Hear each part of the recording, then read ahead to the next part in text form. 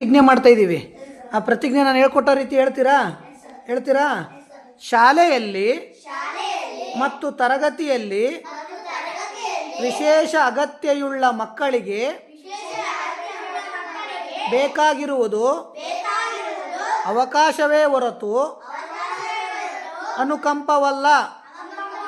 ಅವರನ್ನು ಗೇಲಿ ಮಾಡದೆ ಪ್ರೀತಿ, ಕಾಳಜಿ ಮತ್ತು ಗೌರವವನ್ನು ನೀಡುತ್ತೇನೆ ಎಂದು ವಚನ ನೀಡುತ್ತೇನೆ. ಈಗ ನೀವು ಸಾಕಷ್ಟು ವಿಡಿಯೋಗಳನ್ನ ನೋಡಿದ್ರೆ ಹೌದಿಲ್ಲ? ಈಗ ನಮ್ಮ ನಡುವೆ ಕಣ್ಣನ್ನು ಕಾಣದೇ ಇರೋಂಥ ವಿಶೇಷ ಚೇತನರು ಇರ್ತಾರೆ. ಅವ್ರಿಗೆ ನಾವು ವಿಶೇಷ ಚೇತನ ಅಂತ ಪದ ಬಳಸಬೇಕು. ಅಂಥವರು ಕೂಡ ಸಾಕಷ್ಟು ಸವಾಲಿರ್ತವೆ. ನೀವು ನೋಡ್ಬೋದು ರಸ್ತೆಯಲ್ಲಿ ಸಾಕಷ್ಟು ವೆಹಿಕಲ್ಗಳು ಏನಾಗ್ತಿತ್ತು ಆ ಕಡೆಯಿಂದ ಈ ಕಡೆಗೆ. ಆದರೆ ಅವರೊಬ್ಬರು ಕಣ್ಣು ಕಾಣದೇ ಇರೋ ವಿಶೇಷ ಚೇತನ ವ್ಯಕ್ತಿ ರಸ್ತೆನ ಒಂದು ಕಡೆಯಿಂದ ಇನ್ನೊಂದು ಕಡೆಗೆ. ಅವಾಗ ನೀವೇನು ಮಾಡಬೇಕು? ಈಗ ನೋಡ್ರಿ ಎಕ್ಸಾಂಪಲ್ ಅವ್ರಿಗೆ ಎಷ್ಟು ಕಷ್ಟ ಆಗುತ್ತೆ ಅನ್ನೋದಕ್ಕೊಂದು ಸಣ್ಣ ಆ್ಯಕ್ಟಿವಿಟಿ ಮಾಡಿಸ್ತೀನಿ.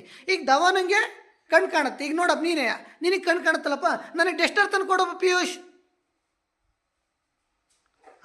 ನೋಡ್ರಿ ಕಣ್ಣು ಕಾಣೋದಕ್ಕೆ ಅವನು ಎಷ್ಟು ಈಸಿಯಾಗಿ ಡೆಸ್ಟರ್ನ ತಂದು ಕೊಟ್ಟ. ಈಗ ಅದೇ ಒಬ್ಬ ವ್ಯಕ್ತಿ ಕಣ್ಣು ಕಾಣದೇ ಇದ್ರೆ ಅವ್ರಿಗೆ ಎಷ್ಟು ಸಮಸ್ಯೆ ಆಗುತ್ತೆ, ಎಷ್ಟು ಕಷ್ಟ ಆಗುತ್ತೆ ಅನ್ನೋದು ನಮಗೆ ಗೊತ್ತಾಗಬೇಕಾ ಬೇಡ? ಅವ್ರಿಗೆ ನಾವು ಹೆಲ್ಪ್ ಮಾಡಬೇಕು ಅಂತ ನಮಗೆ ಗೊತ್ತಾಗಬೇಕಾ ಬೇಡ? ಅದಕ್ಕೊಂದು ಸಣ್ಣ ಎಕ್ಸಾಂಪಲ್ ನೋಡ್ರಿ. ಈಗ ದವಾನ್ ಡೆಸ್ಟರ್